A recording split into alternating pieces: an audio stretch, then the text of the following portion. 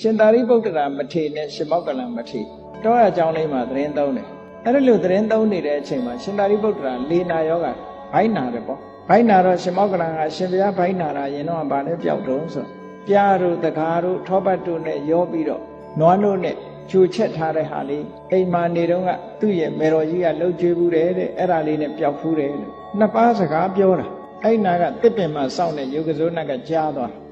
ပြီးတော့ရှင်သာရိပုတ္တရာတို့ကိုးကွယ်တဲ့တရားဓမ္မအိမ်သွားပြီးတော့ကလေးတယောက်ကိုဝင်ပူးတယ်ဝင်ပူးတော့နတ်ကတော်မေးတဲ့အခါမှာဘာပြောလဲဆိုအမနဲ့ကျအဲ့ဒါကတ်ရင်ကတ်ပေါ့ကတ်လို့ရှင်သူလွတ်မယ်ပေါ့အိမ်ရှင်တွေကပြောတာပေါ့ဟာတို့ကဒီရှင်သာရိပုတ္တရာရဲ့တရားဓမ္မတွေပဲတို့ကတ်နေကြပဲ